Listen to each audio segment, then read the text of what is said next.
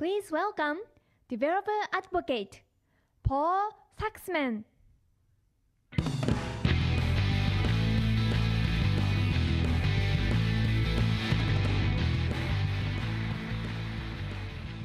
Thank you, everybody. Welcome for coming. My name is Paul Saxman. I'm here to talk about the latest version of the Google TV platform.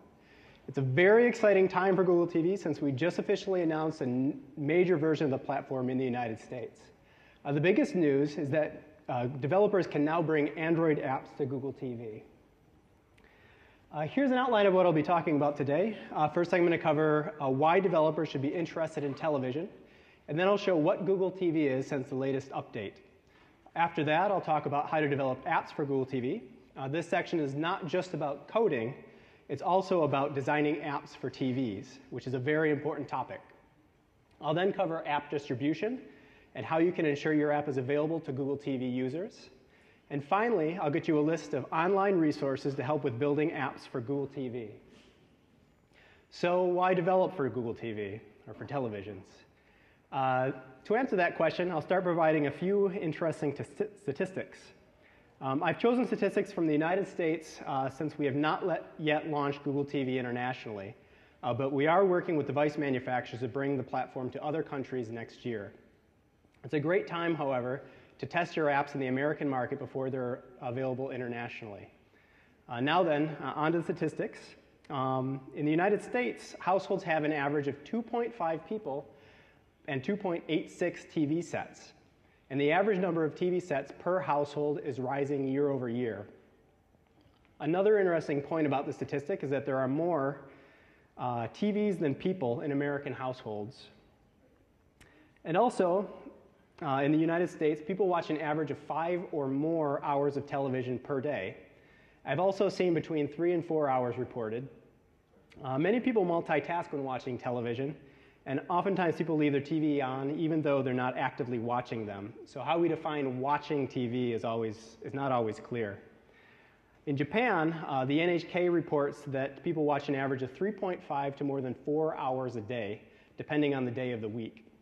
In both US and Japan, watching TV is the top leisure activity, and sleeping is the only non-work activity that takes more time.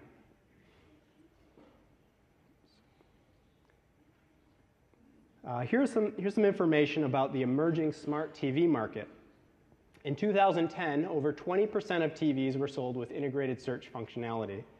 This is a very significant increase over the previous year. The number of people looking to connect their TVs to the internet to bring online content to the largest screens in their homes is continually rising. And by 2014, annual smart TV sales are expected to reach 213 million. Smart TVs are definitely an emerging market with a huge potential for growth, much like smartphones were a few years ago. Much of this growth is being driven by a desire to not only connect TVs to the internet, but to make the TV viewing experience more rich and interactive.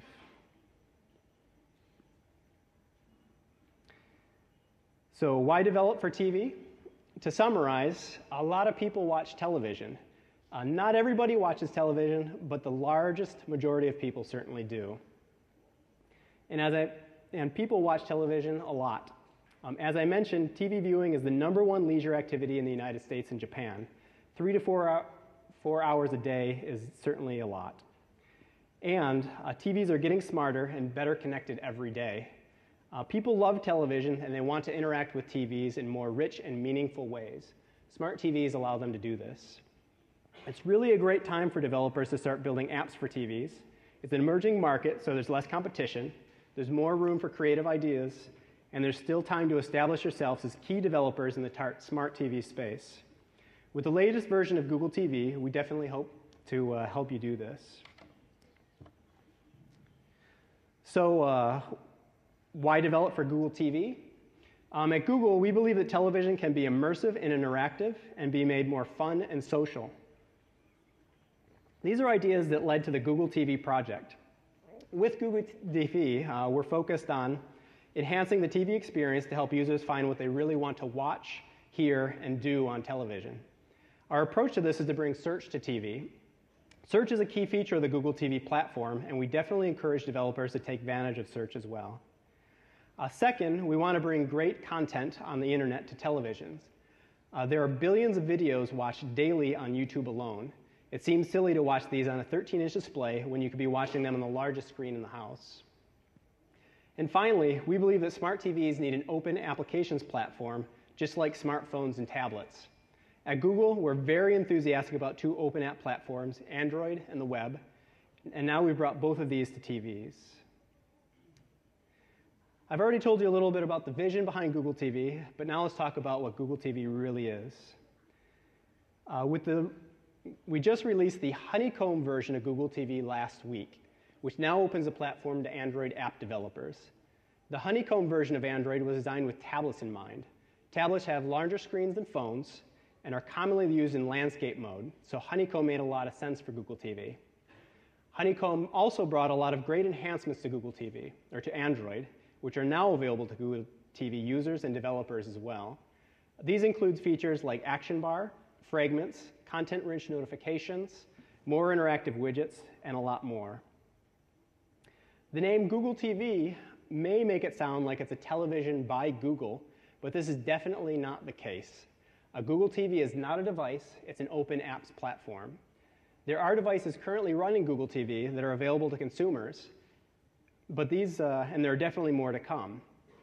Clockwise from the top left, we have the Sony Internet TV, the Sony Internet TV Blu-ray disc player, and the Logitech Review. These devices all run Google TV and are available in the United States right now. The Sony devices have started to receive the Honeycomb version of Google TV, and the Logitech Reviews will be receiving the update in the near future. The Google TV home screen has been redesigned to be more simple and intuitive and to take advantage of several key Android features. Above, we have Android app widgets, which users can now add to the Google TV home screen. On the bottom left, the orange number 2 indicates there are 2 notifications from the system or apps waiting for the user. Background services can now send notifications to users. And along the bottom is the quick launch bar, which is now customizable by the user and includes access to all apps, live TV, the Google TV programming guide, the Android Market, Chrome, and Search. Google TV has integrated search, which brings search results from a number of sources to the user. Here we see search results from the Google TV programming guide, live TV, and the web. There are search results from apps here as well. An app that includes a global search provider can publish results to user-initiated global searches on Google TV. This is a powerful feature of Google TV that developers should definitely consider using. Google TV now includes the Android Market. This is the Android Market, so if you have an app that is currently published in the market, it may already be available for Google TV users to install. This is actually unlikely, however, due to market filtering. I'll talk more about market filtering in a later section of the talk and how you can ensure apps are available for Google TV. The big news here, however, is that the Android Market is now open on Google TV. Google TV has a full Chrome web browser, which is different from Android phones and tablets. We feel that the Chrome web experience is an important feature on Google TV because it brings the full power of HTML to televisions. To help users find web apps that look and work great on TV, we've created the Web App Spotlight for Google TV. The Spotlight highlights web apps that we feel users should know about, much like Staff Pick section of the Android Market. Therefore, if you have a web app that's optimized for television, you should definitely let Google know. Google TV is designed for the 10-foot or approximately 3-meter viewing experience. This means that text and controls should be readable from 3 meters away, and that users interact with Google TV using a remote control. This is the basis for the design considerations that I'll talk about in the next section. The other thing you'll notice about this little guy on the screen is that he's in lean-back mode. Unless they're playing action games on a game system or watching an intense sporting event, users generally interact with TVs in this manner. That is, they want to relax while watching television. This is important to keep in mind when planning your TV app. Users interact with Google TV using handheld controllers. Here we have the controllers for Logitech on the bottom left and Sony on the top right. The scale is actually a little bit off. The Sony controller is actually quite a bit smaller than the Logitech controller. These controllers look quite different, but they both have a number of features that are the same. These are full keyboards for actually text input, search keys for activating the global quick search, D-pads or directional pads for navigation, pointing devices, media controls, buttons such as play, pause, stop, forward, and reverse, Android buttons, back, home, and menu, and a favorite or share key. The D-pad or directional pad is the most important feature of controllers for Google TV. Most users prefer to use a D-pad for navigation, so developers need to ensure that their apps for Google TV support it. I'll talk about how to do this in the development section of the talk. Media keys are another important feature of controllers for Google TV. Most users will want to use these keys whenever there's content playback control. Apps that include videos, music in the foreground, or image slideshows should all likely include support for media keys. Google TV also can be controlled by one or more virtual input devices. This is the Google TV remote control app that is available in the Android market, and there's an iPhone version of the app available as well. These app turns users' smartphones into Google TV remotes, allowing them to interact with their TVs in new and unique ways. For example, these apps allow users to search for content on Google TV using voice input. The technology behind these virtual controllers is open for developers to use to build their own companion apps for Google TV. Imagine using your smartphone or tablet as a game controller, or giving multiple TV viewers a shared experience on the TV, but allowing them to interact individually with the TV using their handheld devices. The idea of using multiple screens in the living room is relatively new, so there are a lot of opportunities for developers to be innovative in this space. Now onto the part that's most interesting to developers, how to develop for Google TV. UI design is an important part of building apps for Google TV, since users view and interact with TV differently than any other Android device. In this section of the talk, I'll share what you need to know to make good-looking apps for Google TV. Information density is about how much information is displayed on the screen at one time. Smartphones are relatively small, but are held relatively close. Tablets are a bit larger than phones, but are generally held at the same distance. TVs are much larger than both phones and tablets, but they're viewed at a much, much greater distance than both. Therefore, TVs fall somewhere between phones and tablets in terms of how much information you want to display in one view. If you're porting a tablet app to Google TV, be prepared to hide information or not include it at all. If you're thinking to port a phone app to Google TV, be prepared to add some information to your views. Here are some basic tips for building a good TV user experience. First, identify the vital parts of your UI and ensure that they're well placed.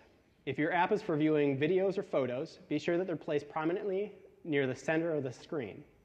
This may sound obvious, but TVs have a lot of screen real estate, so it's easy to push important information off to the side.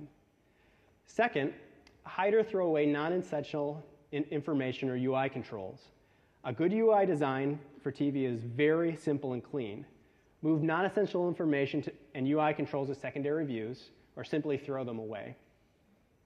Next, use fluid layouts and scalable assets, such as 9-patch images.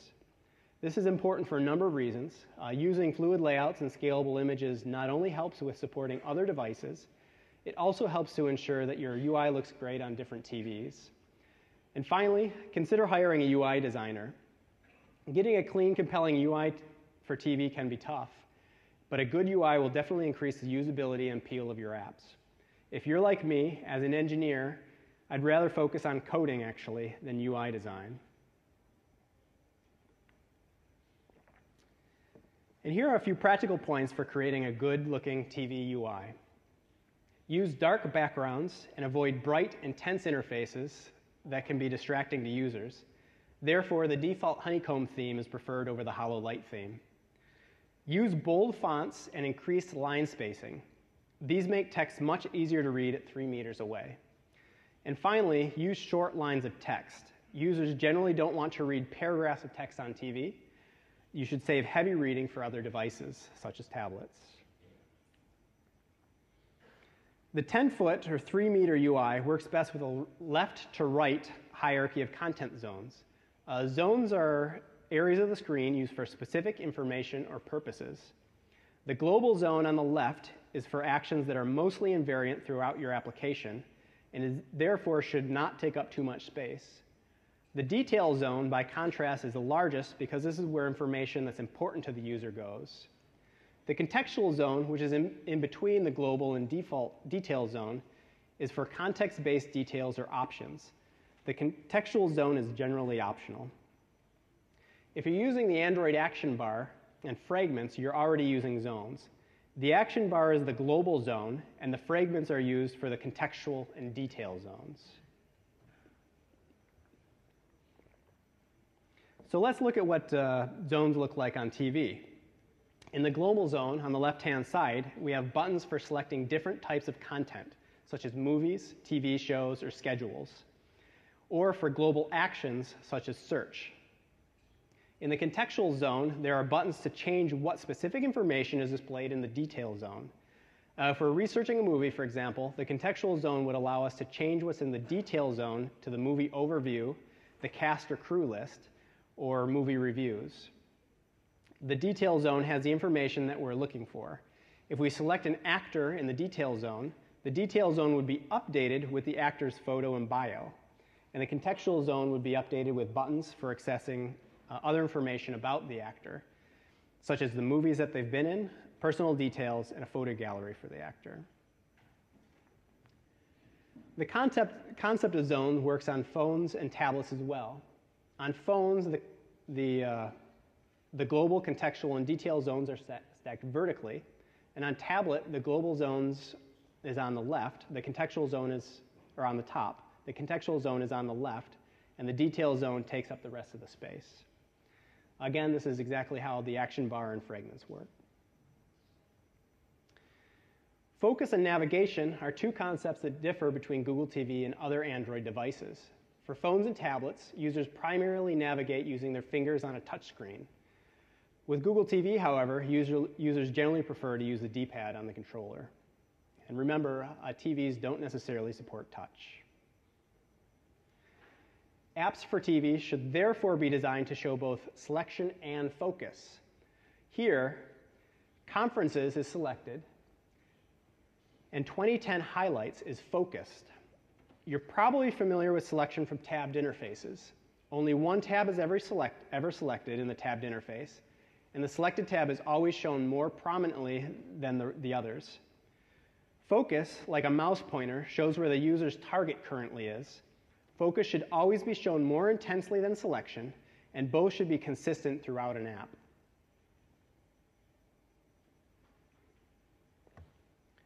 The Android platform does a good job of enabling and showing focus and selection without extra work. However, some views in Android, like image views, aren't focusable by default. You can enable focus on these views by including the focusable attribute in their elements in your layout files. To change how focus and selection are displayed, you can create a stateless selector, element XML resource, and assign it to the background or text color of your views. You can also have a focused and selected state, which is also a very good idea. Focus also helps users predict which keys they need to press on the D-pad to move to another item in the interface. To get from point A to point B on an interface, it should always be very apparent to the user which sequence of D-pad keys are required. Since D-pads only support 4 directions, up, down, left, and right, UIs should be roughly laid out in a grid pattern. If focus needs to move large distances diagonally across a screen, users are likely to lose the ability to predict which D-pad keys they need to press, which will make it much harder for them to navigate within your app. The Android platform will handle default focus order for you, but if necessary, you can change the default focus order in XML or in code. The first 4 XML attributes here, next focus down, next focus left, next focus right, and next focus up are for controlling where focus goes when the D-pad has been pressed. Next focus forward for the tab key is important, especially when keyboard input is required, such as on login screens. Request focus for default focus is an XML element, not an attribute like the others. You include the request focus element inside other view elements in XML layout files. Navigation definitely affects how layout should be defined. Here's an example of a layout that has a global zone on top, a linear list in the center, and some buttons at the bottom. This is a fairly common interface for phones and tablets. This layout, however, poorly supports D-pad navigation because of the position of the list between the other sections. If the focus is at the top of the interface and the user wants to move to the bottom, he or she will have to scroll through the entire list in the middle to get to the bottom. It's a great layout for tablets and phones, but doesn't work great on TV. A better layout for the same interface is to move to a horizontal layout. Here, the user can move horizontally across the list without having to scroll through it. This is a much better layout for TV, using the exact same views as before.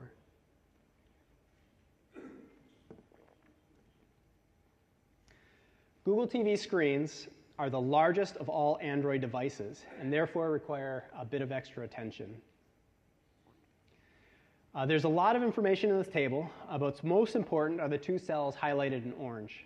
These are the two Google TV screen sizes, which correspond to 720 and 1080 HD TV resolutions.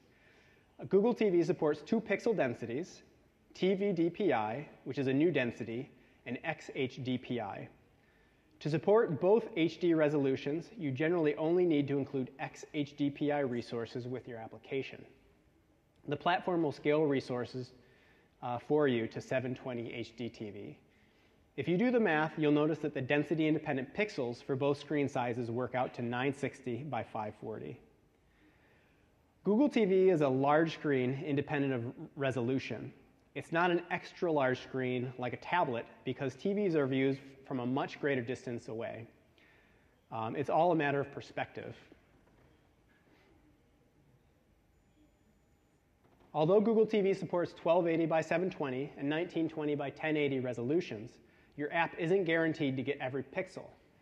This is because of overscan. Older TVs, and even some modern ones, hide pixels around the edge of the display. The platform calibrates for this by reducing the effective resolution of the screen. If you make layouts that assume you get all the pixels, your app will be cropped on some displays, like this.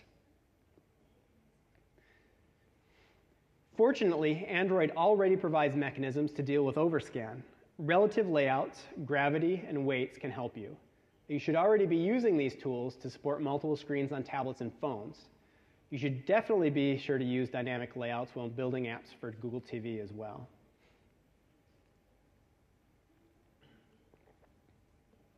As I mentioned, Google TV displays are the largest of all Android devices. You need to be conscious of this because it affects memory usage.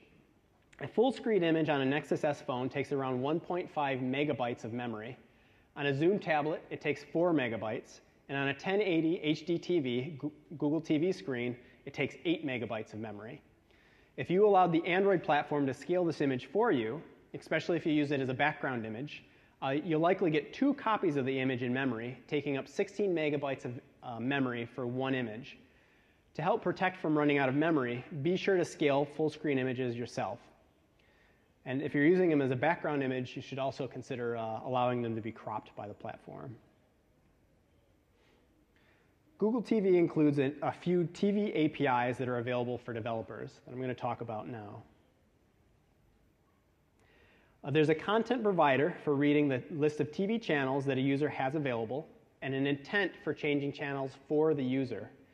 If you want to use this content provider, you must include the read channels permission in your app manifest. The content provider has the names, numbers, and call signs for the channels, as well as the URI for the channel changing intent. Google TV also includes 2 services that can be accessed on a user's home network. The first is securely for securely pairing devices with Google TV so the device can send information to the TV. The second is the Anymote protocol, which allows devices to send key events, mouse events, such as movement and clicking, basic string data, and HTTP URIs for starting intents. Whichever app is in the foreground will receive the keys and mouse events. These protocols form the foundation of the multi-screen experience that I mentioned before. Java libraries that implement these protocols are available online, open source, so that developers don't need to start from scratch when building apps that integrate with Google TV. Also, the source for the Android-based Google TV Remote app that I mentioned earlier is also available online as well. The Remote app uses both of these protocols to connect to Google TV. If you've taken our UI guidelines seriously and would like to build an app that uses a horizontal layout, you'll probably want to check out the left navigation bar Android library that we've open sourced as well. This library includes a class that extends the action bar class so that you can use it exactly like you would the action bar. The only difference is that it draws itself vertically on the left-hand side of the display instead of at the top. Location providers are not specific to Google TV, but location works a little bit differently on Google TV than it does on phones and tablets. To access a location provider on Google TV, you must include the course location permission in your manifest. And to get the user's location, you'll need to use the static location provider. The location that you get from the location manager is only accurate to the postal code level. This is because Google TV devices currently don't have GPS sensors, and Wi-Fi based location is not yet available. Users are asked to enter their postal codes when setting up their devices, which is where the location is derived.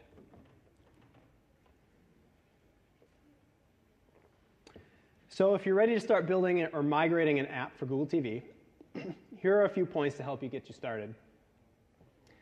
You can get most of the way to releasing your app by developing on a Honeycomb tablet in landscape mode using a Bluetooth keyboard.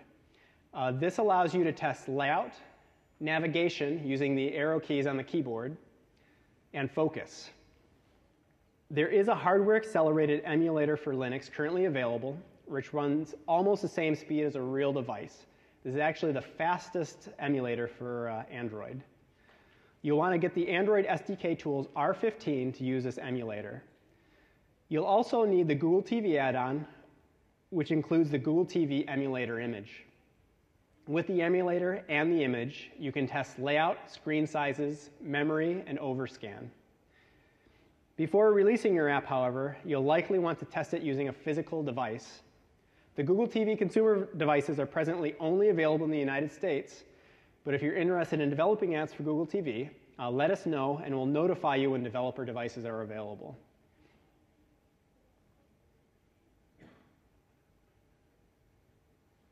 Before you start developing, there are a few things about Google TV that you should also keep in mind. Google TV does not support NDK yet. We know it's important for many developers, especially those using OpenGL, so we're looking to include NDK support in a future release. In the meantime, however, we highly recommend that you look into using the standard Android graphics libraries. Web views on Google TV do not yet support video playback and do not support Flash. If you need Flash for video, it's supported by the Chrome browser on Google TV. If your video is a non-Flash format, but you want to build a UI in HTML, you can layer a web view on top of a video view in your Android app. And finally, Google TV supports Wi-Fi and Ethernet for network connectivity. We've seen a lot of developers that assume that only 3G and Wi-Fi are available on devices. If your app streams special content on low bandwidth connections, check for 3G instead of checking for Wi-Fi. Otherwise, you'll stream low bandwidth content to users on Ethernet.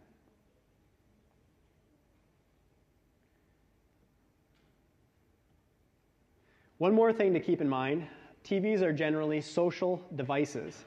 This is different from phones and tablets, which are more personal and not necessarily designed for multiple users.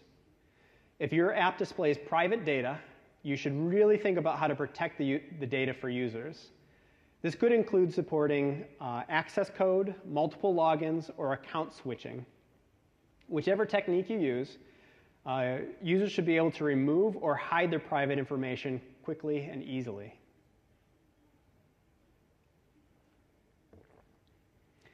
I've given you a lot of information so far, but we're finally in the last content section, distributing your app. It's probably the most important section for a lot of people. I've already mentioned that the Android market is now available on Google TV, so you can now get your Android apps to Google TV users. Most apps will not show up in the market on Google TV right now, however, without a little extra work from developers. In this section, I'll tell you how to tweak your app manifest to get your app in the market on Google TV, and what final steps you'll need to do to ensure that your app works great on the platform. The Android market uses features specified in an app's manifest to determine which apps show up on which devices. Here's a list of all the features supported by Google TV. If your app requires a feature not in this list, such as telephony, GPS, camera, microphone, or others, it will not appear in the Android market on Google TV.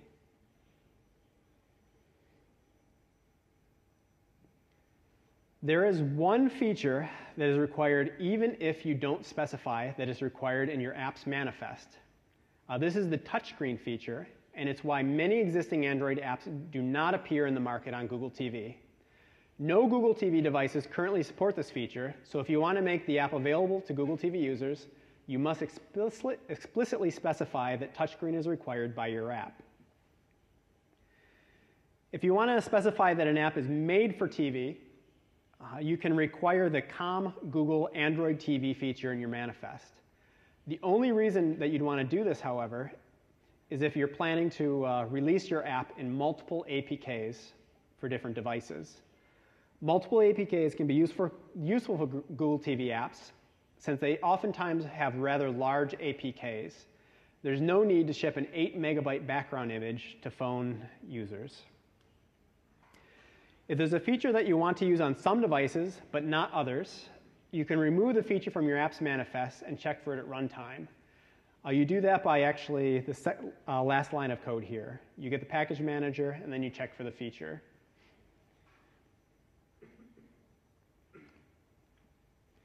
When you're ready to release your app to Google TV, you can double check that the required features by using the AAPT SDK tool.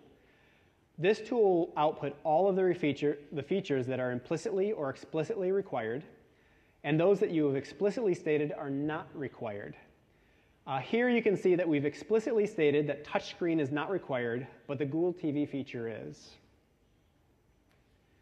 If you see the Android hardware camera feature in the AAPT output, be sure that you haven't specified, and you're sure that you haven't specified that it's required in your app manifest. You probably have the camera permission in your app's manifest. This permission makes the camera feature required. You can leave the permission in your manifest, but you'll need to explicitly state that the camera feature is not required. You can then optionally use the feature with the has system feature method that I mentioned in the last slide.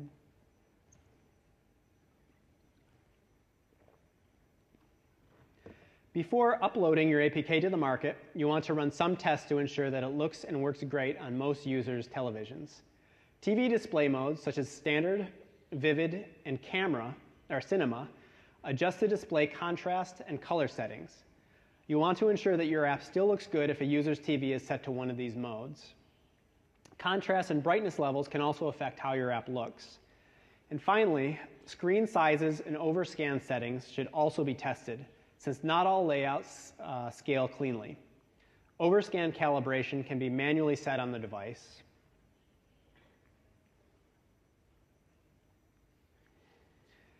You should be testing everything on this list throughout the development of your app, but it's worth testing them all one more time with some amount of overscan applied before publishing your app in the market. For application startup, activity switching, and asset loading, be sure to add progress indicators if they take more than a couple of seconds to load. Animation and videos should run smoothly, so be sure to test these at 1080 resolution.